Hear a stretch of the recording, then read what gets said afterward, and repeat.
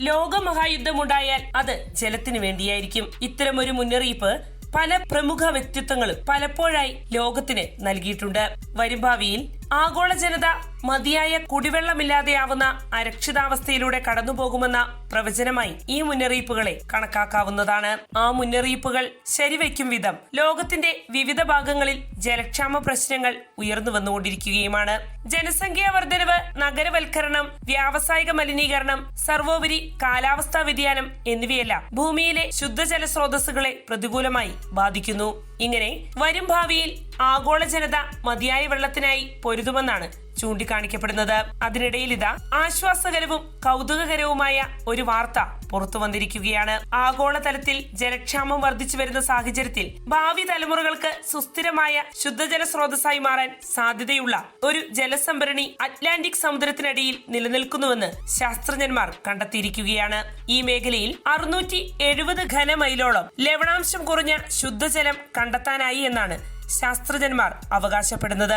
അമേരിക്കയിലെ കൊളംബിയ യൂണിവേഴ്സിറ്റിയിലെ Lamont Doherty earth ഒബ്സർവേറ്ററിയിലെയും വുഡ്സ് ഹോൾ ഓഷ്യാനോഗ്രാഫിക് ഇൻസ്റ്റിറ്റ്യൂഷനിലെയും ഗവേഷക സംഘമാണ് ഈ ബൃഹത് ജല ഉറവിടം കണ്ടെത്തിയത്. ഉപ്പുരസമുള്ള അറ്റ്ലാന്റിക് സമുദ്രത്തിനടിയിൽ വൻ കുടിവെള്ള ശേഖരമുണ്ടെന്നത് അതിശയകരമായ വസ്തുതയാണ്. സമുദ്രത്തിനടിയിലെ ഈ ഭീമൻ ജലാശയത്തിന് ആയിരക്കണക്കിന് വർഷങ്ങളോളം പാരീസ് പോലുള്ള മഹാനഗരങ്ങളുടെ ജല ഉപയോഗ ആവശ്യങ്ങൾ നിവർത്തിക്കാനാകുമെന്നാണ് ഗവേഷകർ വിശദീകരിക്കുന്നത്.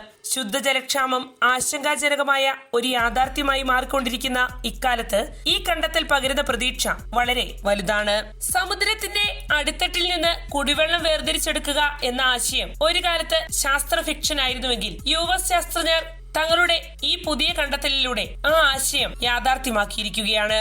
അറ്റ്ലാന്റിക് സമുദ്രത്തിനടിയിലെ മറിഞ്ഞിരിക്കുന്ന കുടിവെള്ള സംഭരണ സ്രോതസ്സുകളെ കുറിച്ചുള്ള ആദ്യ സൂചനകൾ ലഭിച്ചത് 1970കളുടെ തുടക്കത്തിലാണ്. ആ സമയത്ത് അറ്റ്ലാന്റിക് തീരത്തു നിന്നും എണ്ണ ഖനനം ചെയ്യാനുള്ള ശ്രമങ്ങളിൽ ഏർപ്പെട്ടിരുന്ന കമ്പനികൾ സമുദ്രത്തിനടിയിലെ ജൈവാവശിഷ്ട സാമ്പിളുകൾ ശേഖരിച്ചപ്പോൾ അതിൽ നിന്നും ജലം ഒലിച്ചിറങ്ങുന്നത് ശ്രദ്ധയിൽപ്പെടുകയുണ്ടായി. തുടക്കത്തിൽ ഒരു പ്രാദേശിക ഭൂമിശാസ്ത്ര കൗതുകമായി ഈ പ്രതിഭാസം തള്ളിക്കളയുകയാണ് ഉണ്ടായത്. എന്നാൽ ഈ കാഴ്ച തുടർക്കഥയായപ്പോൾ അത് പഠനവിധേയമാക്കാനുള്ള ശ്രമങ്ങൾ ആരംഭിച്ചു.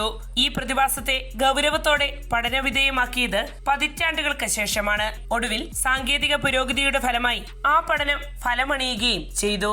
ഇലക്ട്രോ മാഗ്നറ്റിക് ഇമേജിംഗ് ടെക്നിക്കുകളുടെ ഉപയോഗത്തോടെയാണ് അറ്റ്ലാന്റിക് സമുദ്രാന്തർഭാഗത്തെ കുടിവെള്ള ശേഖര സാന്നിധ്യം ശാസ്ത്രീയമായി സ്ഥിരീകരിക്കപ്പെട്ടത്.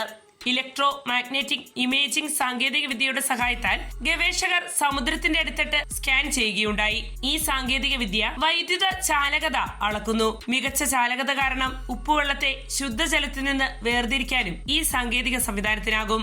ഈ കണ്ടെത്തലിന് പിന്നിൽ പ്രവർത്തിച്ച ഗവേഷകർ സയന്റിഫിക് റിപ്പോർട്ട്സിൽ പ്രസിദ്ധീകരിച്ച പഠനഫലങ്ങൾ പ്രകാരം മസാച്യുസെറ്റ്സ് മുതൽ ന്യൂജേഴ്സി വരെ ഏകദേശം 217 മൈൽ വ്യാപിച്ചു കിടക്കുന്ന വിശാലമായ കുടിവെള്ള സംഭരണിയാണ് ഗവേഷകർക്ക് കണ്ടെത്താനായത്.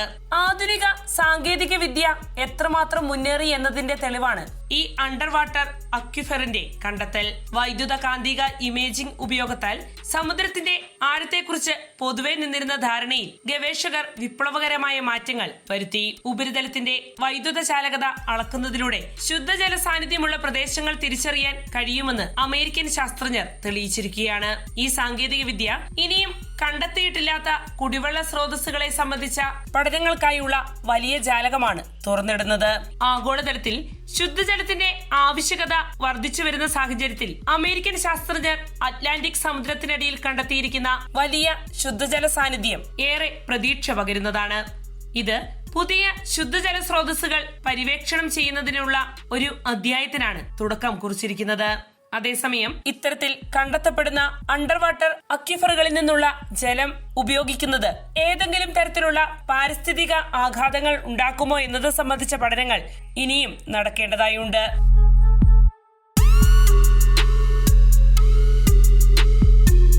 വാർത്തയുടെ നിറം തേടി തനിനിറം.